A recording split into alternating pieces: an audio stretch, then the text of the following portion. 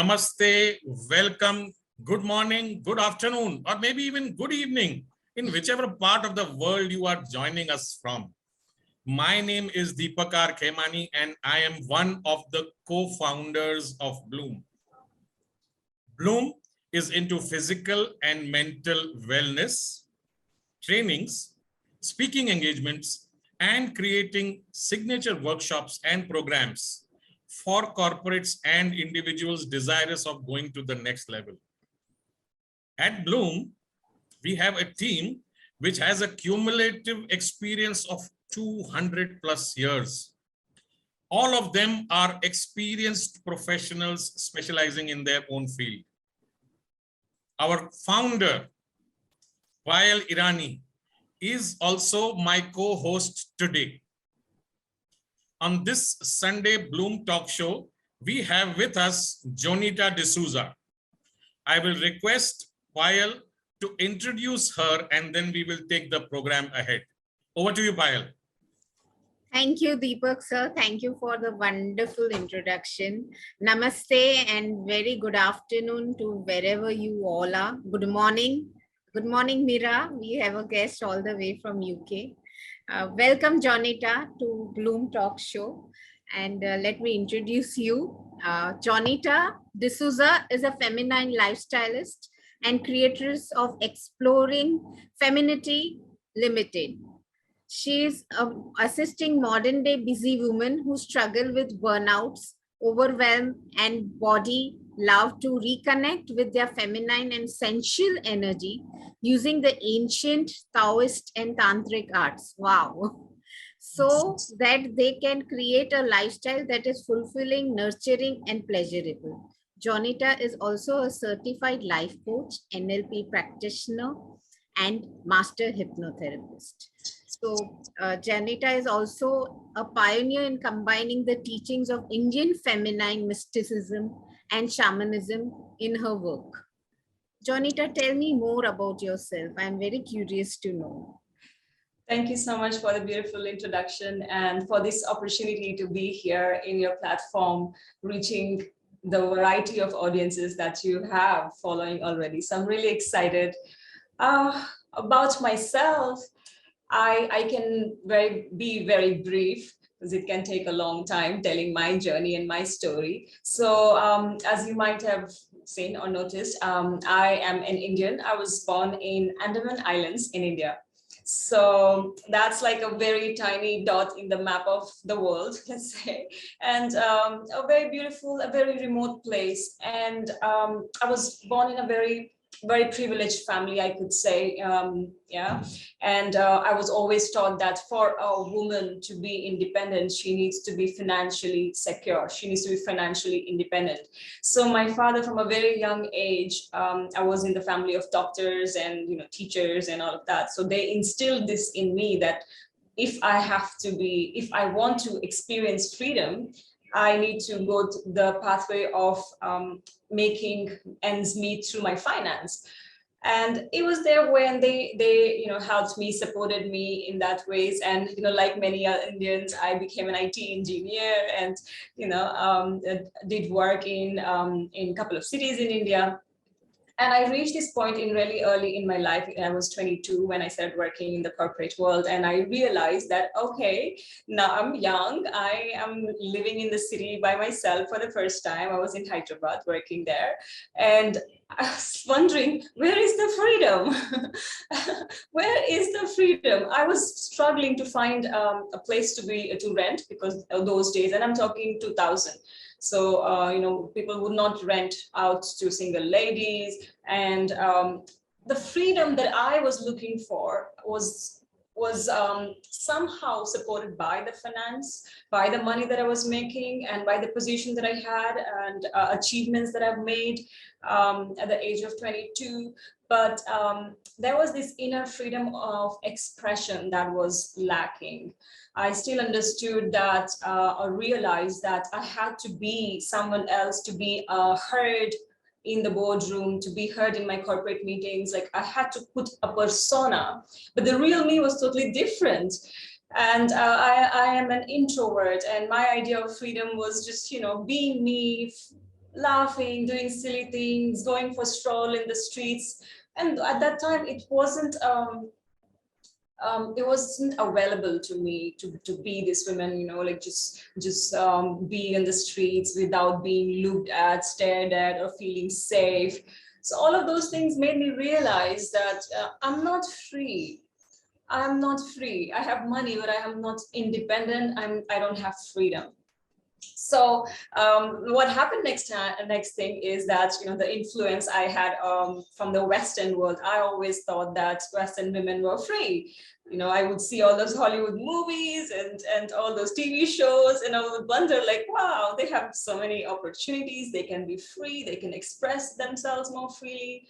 And what I also noticed is that a lot of times, and there were a lot of places where women at that time, personally, my experience was that we were allowed to only express to a certain extent, even though you hold certain rank, or you are not allowed to say this, you cannot be in the support of that, you cannot touch taboo topics, you cannot question too many things decided by elders in the family.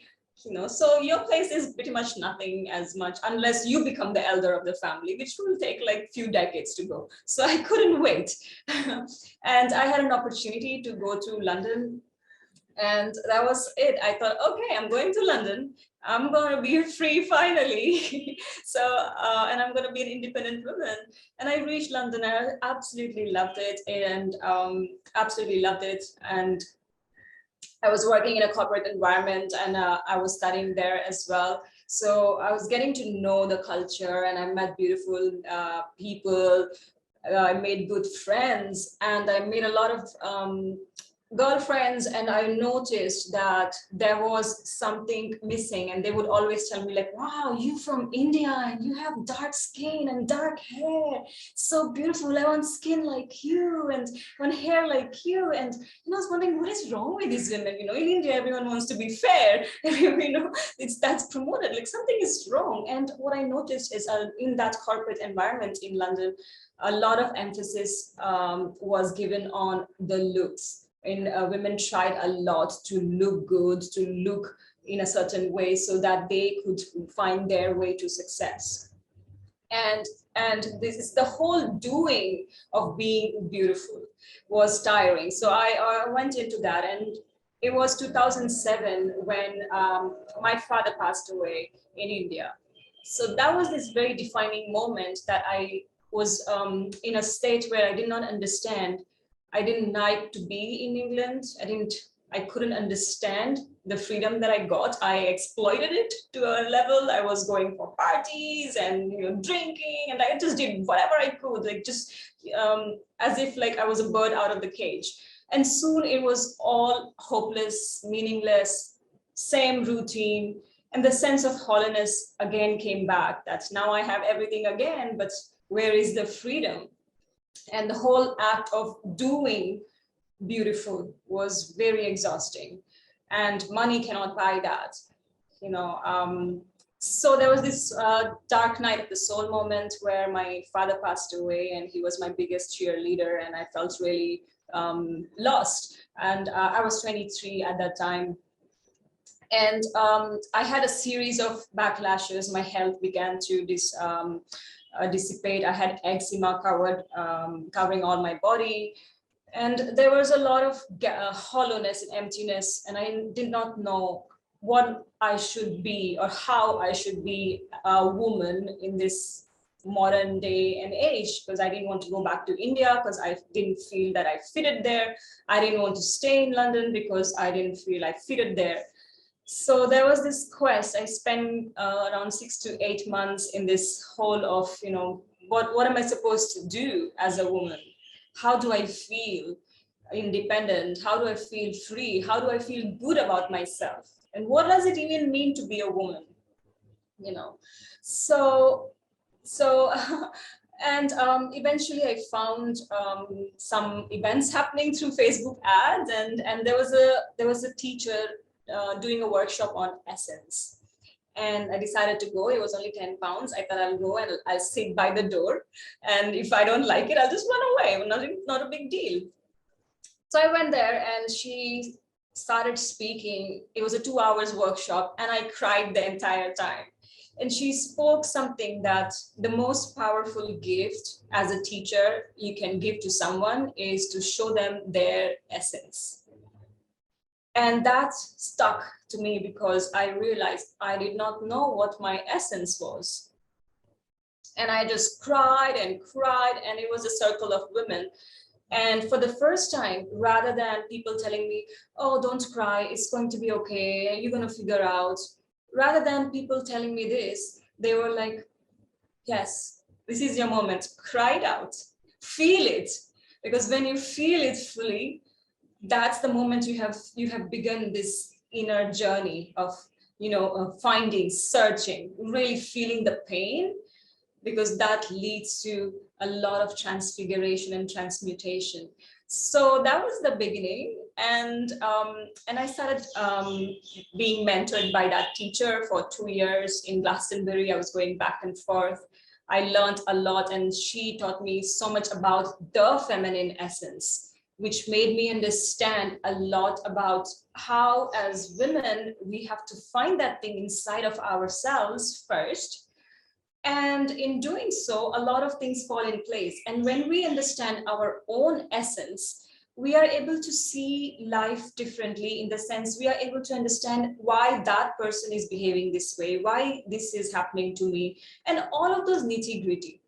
And so long story short, I started teaching, and then I wanted a practice ground. I opened up a meetup group, which within a month grew up to 800 members. And I was like, oh no, what am I supposed to do with the 800 members in my meetup group exploring femininity?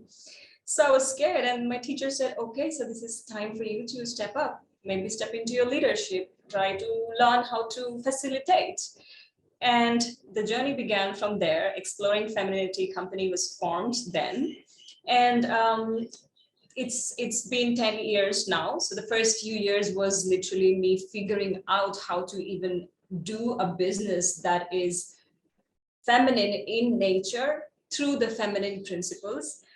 Me being an introvert, I did not like networking. I did not like sales. I did not like speaking on stage. How can I just be me and market myself?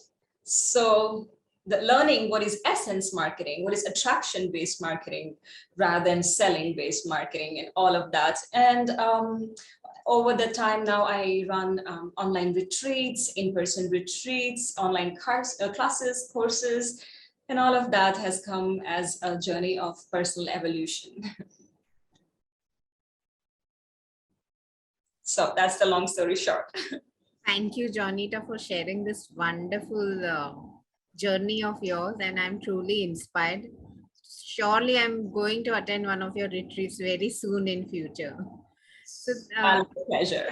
So Jonita, you specialize in feminine retreats, and there is this in your profile. It has been mentioned that you combine two kinds of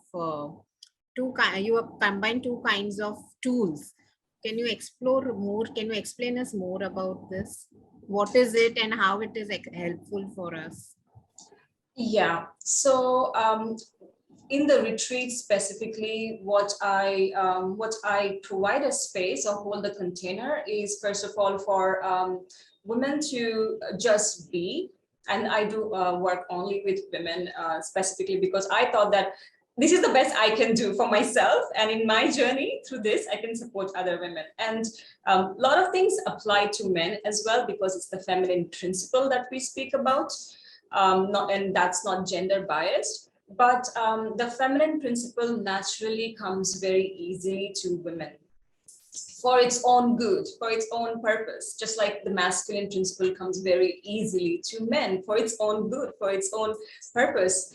And so in the retreats, we use different tools, we use different somatic practices, using our breath, our sound, our a lot of movement and emotional healing practices, so that women can just be with their emotions. And what I have noticed is oftentimes when we allow that space for women specifically to disconnect from the 20,000 roles that she plays on a day, and just sit with yourself and really feel into who you really are. It's a very sad story. And because we by feminine principle, the feminine principle is all about nurturing, compassion, connection. So women by default, are very good in this, and then they lose themselves in this. So your own identity is lost. And a whole area of resentment, suppressed anger, suppressed emotions, suppressed trauma, and the feeling of unheard, unmet comes up. But the root cause is because we don't take the time to sit with our own selves, to meet our own selves in a reverent way.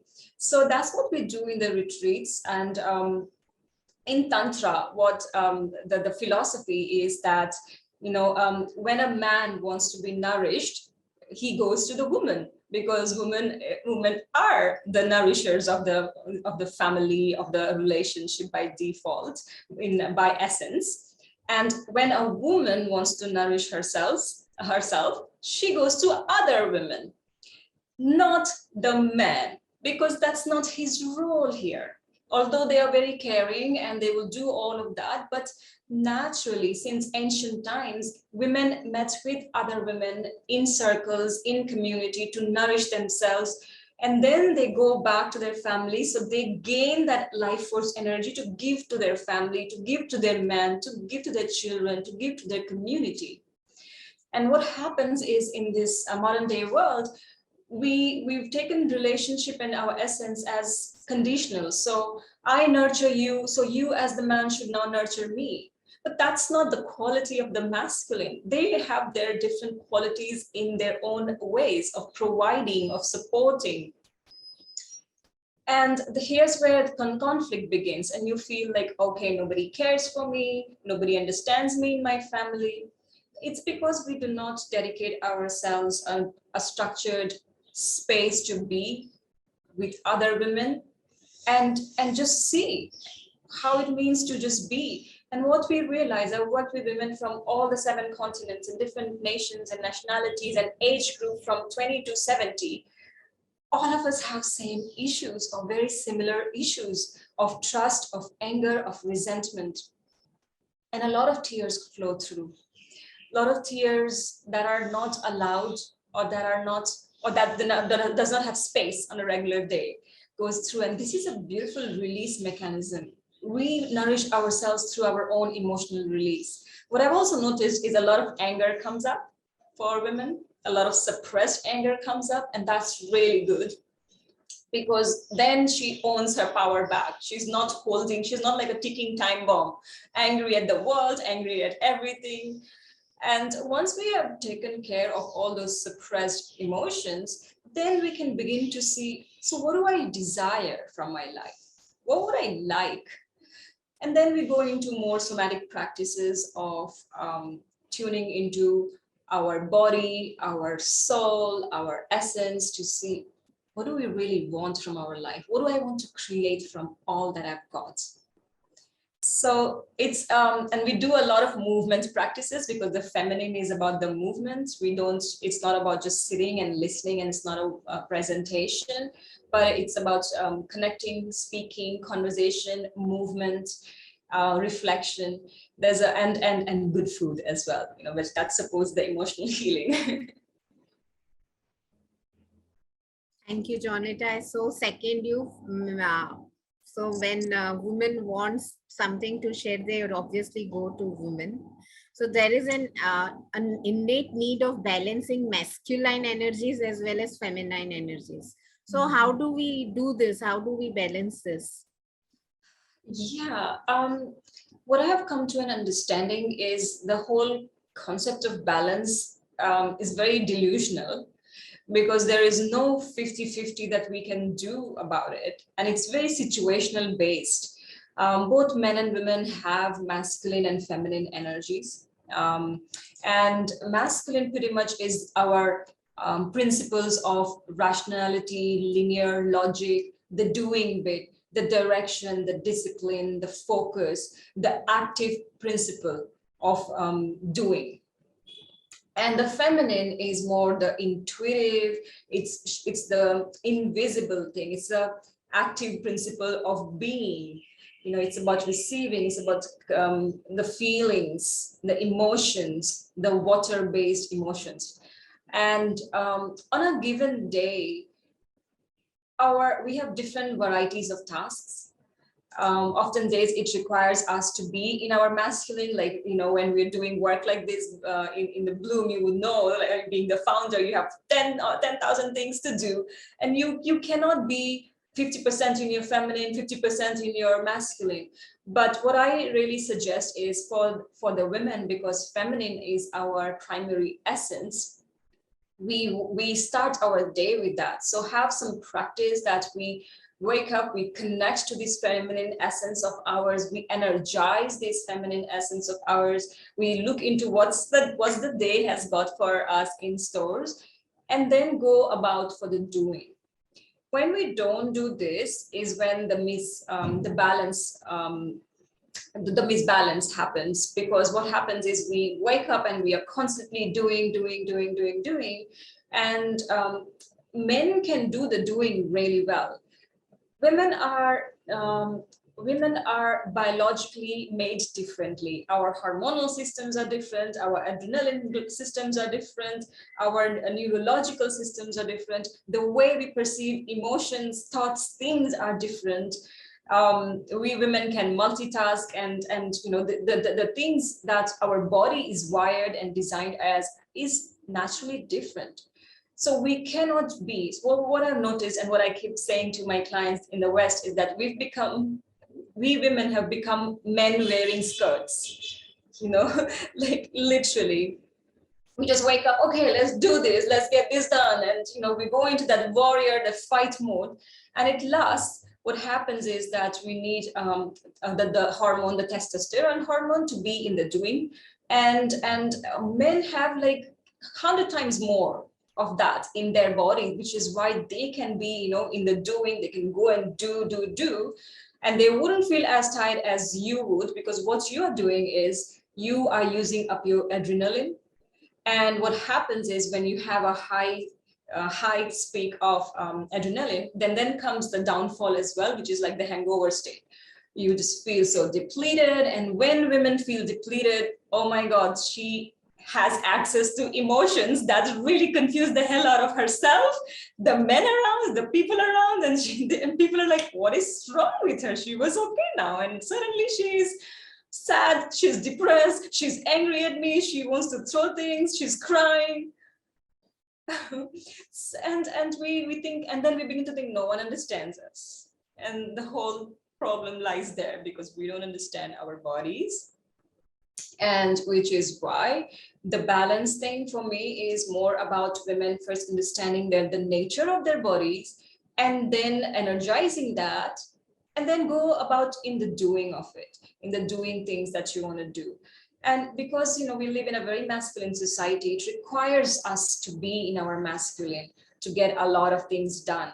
But we can no longer, we are in a situation right now, we can no longer do it at the cost of our feminine, at the cost of our health, our emotional health, just to achieve success, just to achieve more.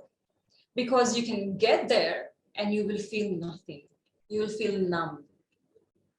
You will have everything and you will feel numb, because the void is in you, because you have not connected with your primary essence. And we are this generation of women who, if we look back from history, we are the most privileged generation of women that history has ever seen. Yet we are more depressed, yet we are more stressed. We have all sorts of illnesses that did not even exist 20, 30 years ago. We are overworked, we are burnt out. We want to compete with men in their ways, according to their ways. There's no competition with men. It's a collaboration and it's a communion. When we be in our primary essence, what we do is we complement the men in their primary essence. And in doing so, we teach men a lot as well. It's our responsibility. In our being, we teach the men how to be. because they need the space. Men are also tired of the fact that man up and be in the doing and, just be so strong because no one will take you seriously. They too have emotions, but if women don't know how to deal with their emotions, men do not have the space to open that for themselves too. Because man will not go to another man to do this. Man will go to the nurturer to do this. Very insightful share and very wise words, as Meera said. You are throwing out wisdom here on Bloom platform. So thank you for doing that, Jonita. So my last question to you is elevating female consciousness. How do we measure it? So when it comes to me, there are multitasking at home, at work, and other things. So sometimes I get drained. So as you said, I have to be aware of my own self. How do I measure that, and how do I elevate as a female the consciousness? Yeah, I think it begins by listening to your body. When we wake up in the morning, we already know our energy levels. Like, okay, I feel this today and I have a whole lot of 20 things to do today. So what we do is we start drinking coffee and we start, like getting ourselves up, let's do it, come on. So again, what we're doing, we are disrespecting our body's signals. And in doing so, we create a lot of distrust with our own intuitive system. So what I like to say is that we women have to understand, because we have the idea of being good at everything. We want to be perfect at everything. We want to be perfect mother, perfect wife, perfect daughter, perfect sister, and it's exhausting. It's an illusion. The idea of being enough is an illusion. If we see, we live in a world of duality, of polarity. There is the yin and the yang, the good and the bad, the plus and the minuses. So you, at any given moment, you are enough. And at any given moment, you are also not enough. Because how can an infinite being be enough? Yes. So feeling into this, that today with my energy, let me spend some time energizing it, and then I'm going to go and do as much as I can do, and as long as I feel good. Because what is our problem is that we keep doing without feeling good. So we're not even giving our total presence to what we are doing. And then we have resentment. And we start blaming people around us. No one is to blame. So for women like us, what I like to say is, busy women like us, we batch our work. We do as less multitasking as possible when it comes to working in business. We also take a lot of time, at least like 10-15 minutes every 4-5 hours, to really connect with, okay, now how my body is feeling, what am I supposed to do? And if you are led by your intuitive guidance and you follow that, oftentimes there will be days you will do less, but what you have created is a very meaningful day. There you will have meaningful conversations, probably, to someone loved. You would have found that moment to just sit with someone and just breathe and just be. You would have found things compound, because what you're doing is you're giving reverence to life itself. So we have to understand that we will never get all the things done. And the idea of chasing that, because we have to prove ourselves often, is very detrimental to our well-being. So we have to be taking measures on a very regular interval. So I like to have reminders on my phone. In every 3-4 hours. That's how I began. So I to check in, like stop, check in, give myself 5 minutes, just sit down and just check in. What is happening? Listen to your body, listen to your body, listen to your body, because that's how we can be relational to life, and we can really hold the feminine principles strongly. So pause is the new trend. Pause, listen, and then start. Yeah, if you schedule 5 minutes of nothingness, and I give this to my clients, and this is very uncomfortable for us women. 5 minutes of doing nothing is impossible. Like maybe check your phone, maybe just sort out that thing that is not looking good. But no, just 5 minutes. Give yourself 5 minutes. And if you say that you don't have these 5 minutes, then I want to really confront you that there is something wrong with your life. If you think you don't have 5 minutes for yourself during the day, that means you are not actually living a life. You don't have a life. Beautifully expressed, Jonita. Now I'll hand over to our co-founder and co-host Deepak sir. All yours, sir.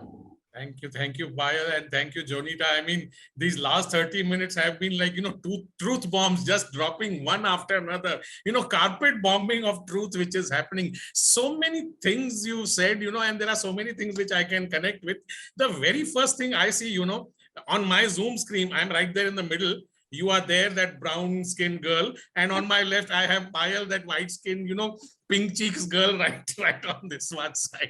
So you said about Payal, women having so many things to do. And I can so much relate with Payal, she's our CEO, and we will keep on bombarding her. Payal, what you have done this, you have not done this, you have not coordinated with her, what's going on? And our 100th episode is coming up. And this Payal is coordinating with all people, sending out emailers and this, and he replied and she replied and whatnot is going on. I mean, whatever you was just saying, I was just putting it into practice in real life. But this is actually happening with us. This is actually happening with Payal. So wonderful, really, really. I'm sure you are really, really young. You are what now, 33? No. They never, yeah, you never, you're not supposed to do that. Don't go by my looks. 36, no problem, doesn't matter. I got my calculation. I'm going to be 38 this year. Wonderful, wonderful. I mean, they say young, you should never, ask or mention about the age of ladies. Having said that, there was so much coming out of what you were saying.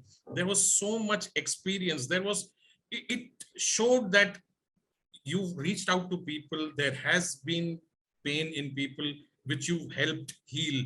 There is so much to learn from you. I just want to take you back to what Payal said when she introduced you. She said that Jonita talks about Indian feminine mysticism. Tell us a little bit more about Indian feminine mysticism. And why I am asking you is this. I want you to relate with this. They say that in Hinduism, there are like 33,000 gods and half of them are goddesses. The feminine power, we used to worship them as goddesses. Somewhere down the line, we lost it and, everything changed. And now that realization is coming back, that yin and yang, man and woman, male and female, all of them have to go together. A little bit on that, your views. You'll have to unmute yourself. Okay, now I unmute it. Yes, so the Indian mysticism, as you said, we are the living goddess culture here, the land of the goddesses. And when I was in the UK, many of my teachers, they were teaching me different archetypal energies of the goddesses. And I was wondering, like, really? So did I have to come this far to learn what I have been, what was there under my nose for the first 21 years of my life? Like, really doesn't make sense. Yes. Yeah. So what I noticed is that the Indian feminine mysticism is more about the archetypal learning of the goddesses and seeing those facets within ourselves. Yeah. And it begins by understanding that we are the goddesses. It's not a deity or a thing that you put out there. So it's not that power is outside of you, it's the divinity that is inside of us. And understanding different archetypal energies and through different practices, specifically through mantras and yantra, we get to connect to this archetypal energy within ourselves. And that's why, like, many Western women, for example, they do not have this such background of the goddesses and all the pujas and all that things we do here. However, they have deep connection. When you start speaking about Kali, they're like, yes, I feel that, I understand. When you talk about Lakshmi, they feel the abundance, and that's because in the feminine principle lies all the archetypal energies of the goddess. And also the god, the Shiva energy. In in the Chinese, it's the yin yang, but in the Vedic culture, it's the Shiva and the Shakti for the masculine and the feminine principles. So my work has been more about recognizing the Shakti principles and the Shiva principles within ourselves, and then how do we apply as business women in our daily life, as homemaker in our daily lives? How do we bring rituality to our modern day living? And that doesn't have to be like very long havans and pujas throughout the day, but like really connecting to this aspect of goddess that is within ourselves.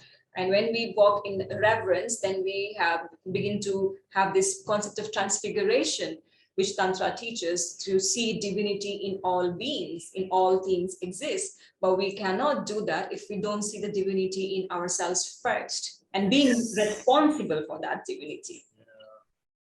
Very well said. Unless you don't realize that you are divine within, nothing else can change. It is said, that we are not human beings looking for a spiritual experience. We are spiritual beings undergoing a human experience. So all of us have that divine energy in us. Wonderful. Very, very well said. Now, let me take you back to something which I'm sure has been asked to you. I'm sure you will have views. You spoke about women being men with skirts, and a lot of women nowadays, after getting educated, and you shared your example of working in the corporate space in Hyderabad and then in London. A lot of women are ready to get into that workplace, the corporate environment, get somewhere, become someone.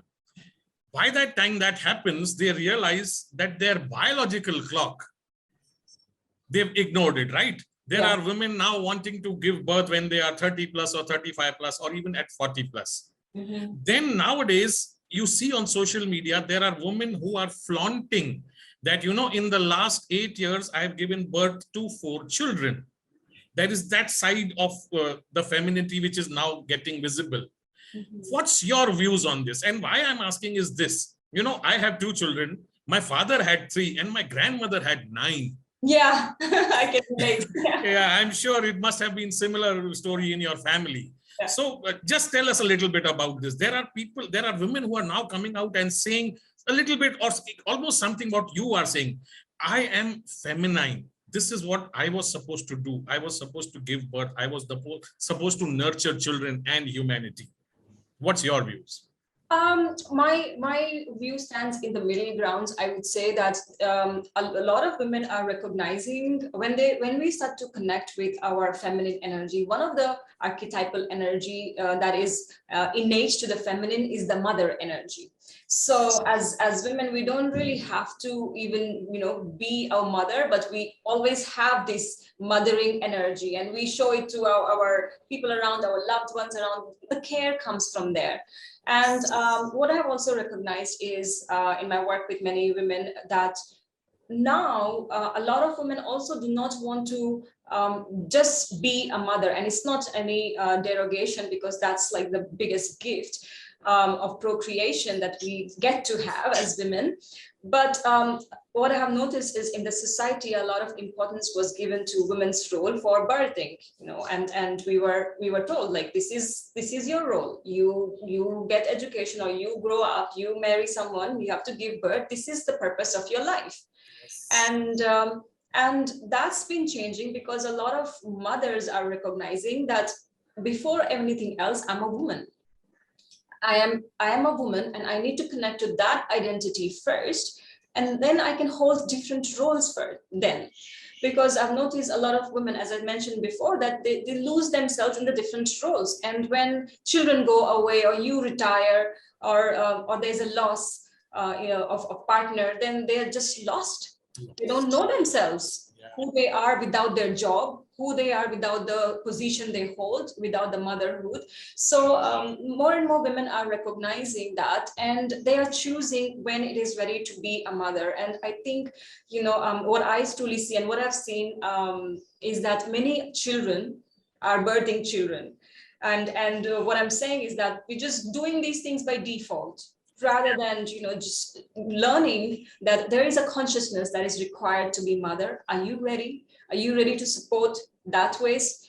because you already have a very stressful life. You barely can hold yourself. Yes. How can you hold another baby? How can you be in the doing constantly? So it's a big responsibility to birth, and a lot of women are recognizing that and choosing that. And I can speak for myself because it's an individual's choice. I feel that I'm not a mother, but if you yet, and I am 38, and I'm constantly shamed in the Indian society for not giving birth at this age. There are constant questions: is something medically wrong with you, or is something medically wrong with your husband, or maybe there's something wrong between you both? But we've been together for 11 years, and we've chosen that we will feel when the time is right, and we will do it. But nobody in my Indian family understands that, because they think my purpose has not been fulfilled until I give birth. But when you meet me or attend one of my retreats specifically, I have this mothering feeling that, okay, these are my children, even though they're women 20 years older to me, and like, these are the ones I have to really nourish and nurture and take care. And when we finish the long retreat, and when they go, I feel like, oh my God, now I'm sending my children back into the world. I hope they perform good. I hope they're well. I hope they keep well. So the energy that exists in us, we got to understand the sacredness of this energy, because that's when we can contribute to the mother archetype, I feel. Otherwise, there's no point to be a distressed mother. What are we going to teach to our children then? Right. Yeah, I mean, really, really very well said. It's finally, in the end, your decision. You decide that I'm ready to become a mother, and that's when you take the plunge. Having said that, one generation ago, very rarely we used to hear about single parenting. And even if there was an unfortunate incident where there was a single parenting, there was this joint family concept where everybody used to take care, and the child used to get raised. However, now single parenting is not an exemption, it is almost a norm. In that case, how difficult is it for a mother to fill in the father's job, the father's responsibility? I think it's quite a challenge. I have quite a lot of single mothers as clients, and the whole problem here is that they just cannot do it all, because that's the truth. You cannot replace the role of the father, and it's again illusional. But you can be the mother. You cannot be the father and the mother both. And as long as you continue to be the mother, that will be just enough, because some things the soul chooses for themselves. The children have chosen before they landed here. We have soul contract. Of course, there are responsibilities of providing. Can I provide like how the father could have?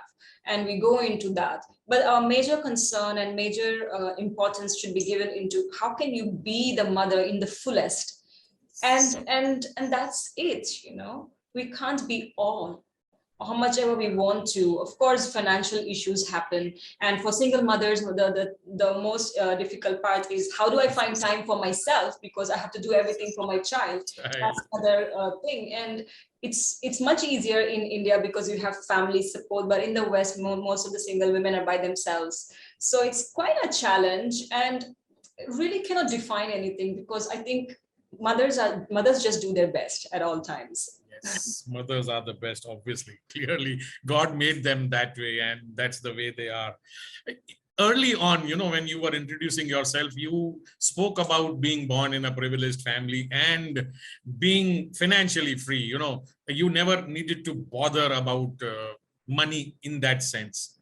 How difficult would it have been if you wouldn't have had that financial freedom?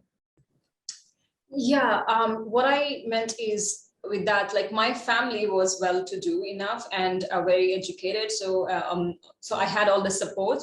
But at the age of 21, I decided that I'm not going to take any money from my family, because what I knew and what I was seeing around is that women were very dependent on money for to their husbands. Like, every expense, anything that they want to buy, they have to check in with them. And I was like, no, I'm gonna just do it my way, and I will figure it out.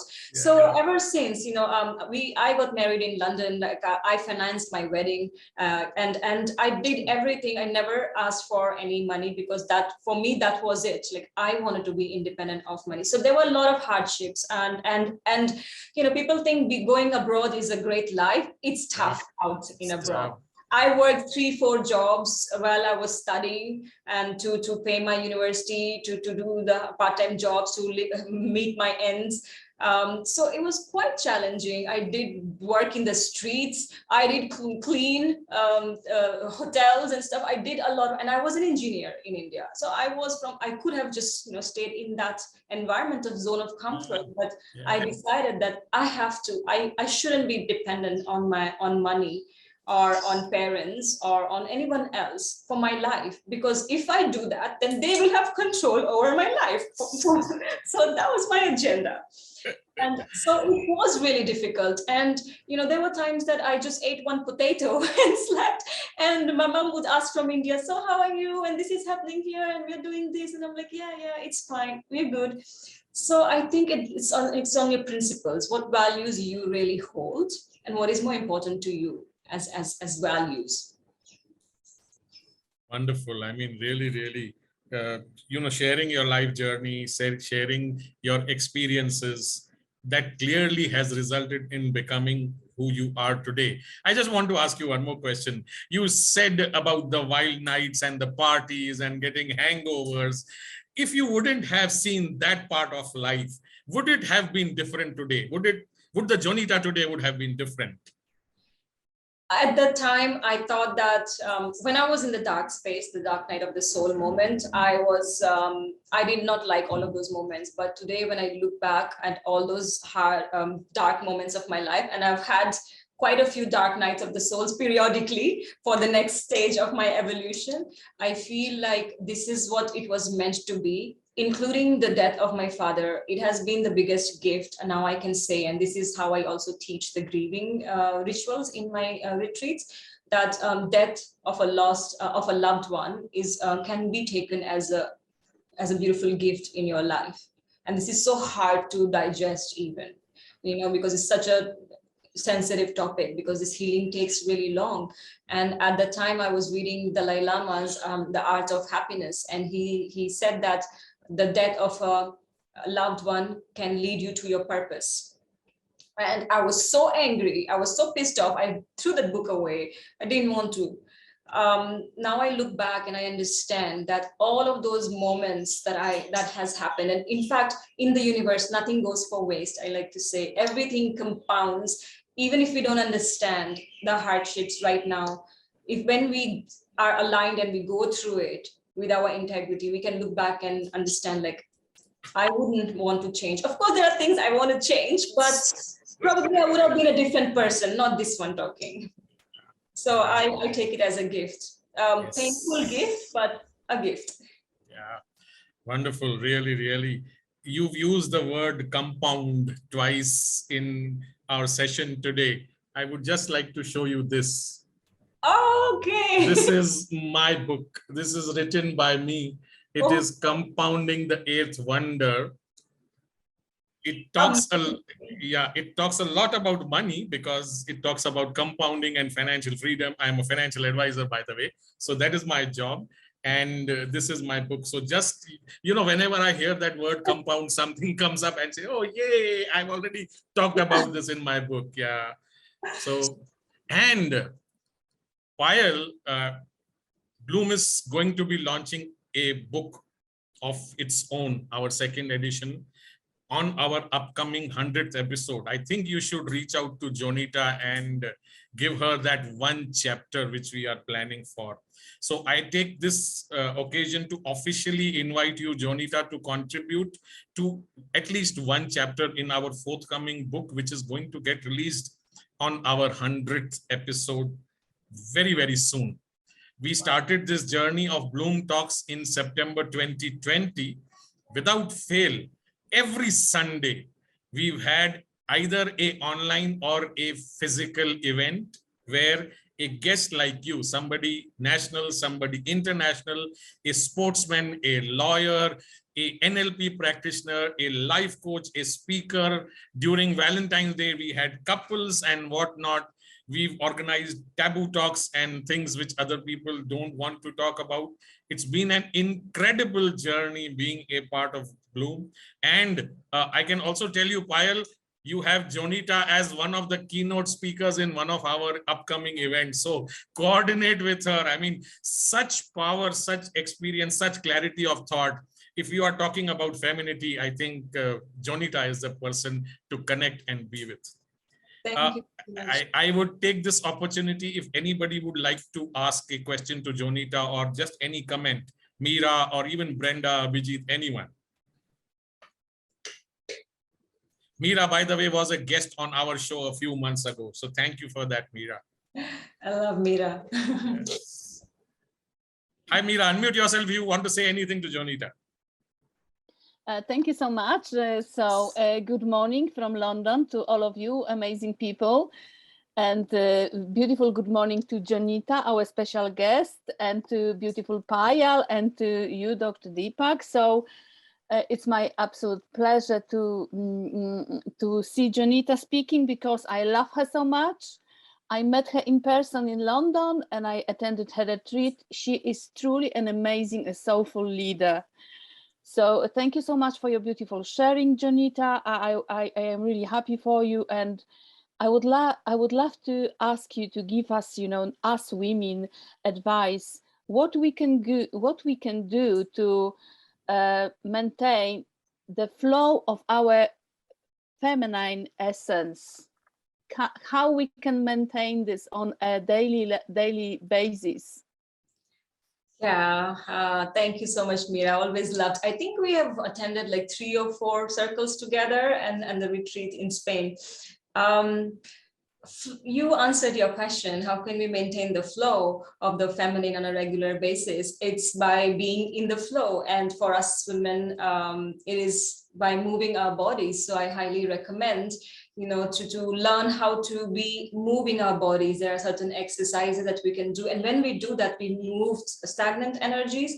And this is not like a dance with a step or something. You can put even meditation music in the background and close your eyes and see how your body wants to move and what's flowing through. So the flow comes from being in the flow physically as well. And you will see that a lot of creative ideas. Like when I devote myself this time, this 5 minutes of this movement without any agenda, I keep a diary next to me because I get the best writing ideas, I get the best content ideas, and that's how you maintain the flow. You energize. Thank you so much, beautiful sister. Thank you. I mean, I would completely agree with what Jonita said. These ideas and, these light bulbs and flash bulbs, they happen when you are in that flow, when you've surrendered everything, when you've given up everything. You are not really thinking about something. You are just in the flow and somewhere something clicks and there's that flash. Yes, that's an idea. I so agree with what Jonita has said. Payal. Okay, so before we wrap up, Jonita, what is manifestation bowl? Oh, manifestation bowl is something I created for myself. The idea came just, I was looking at gratitude jars. That was quite a popular concept. And I wanted to surround myself with my desires, my dreams. But I didn't at the time, as I was telling you, like life in London in the beginning was difficult. And I didn't have the space to, create an area where I could just, have my vision board and my power zone and all of that. I had brought from home a beautiful coconut shell. It was like a bowl. And if you see my YouTube video on manifestation bowl, I have used that. And what I did is that I wrote down few of my desires, and I put few interesting things and I kept it in my environment.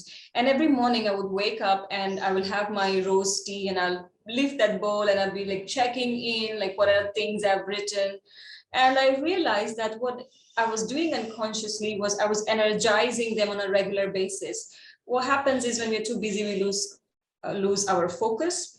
So then it became a practice. I do this every lunar cycle. So pretty much every new moon, I refresh my manifestation bowl. And now that I'm traveling, so I have this small box that I use. And inside of that, I keep an essential oil and I keep some money note. I write down some of my desires for the month, some things that I would like to experience. I'll always also keep a fresh flower. And I just sit with it for 5 minutes and just remind myself, energize myself of my desires and of my dreams before I begin my crazy day and I get lost in the busyness of life itself. And when I watched The Secret, they talked about manifestation and law of attraction. What I noticed is that I wasn't getting anywhere. And when I started learning more about it through the the Jerry and Esther Hicks Ask and It's Given book, it said that hold a desired thought for 17 seconds and the law of attraction kicks in. But when you hold a thought for 68 seconds, then manifestation has begun.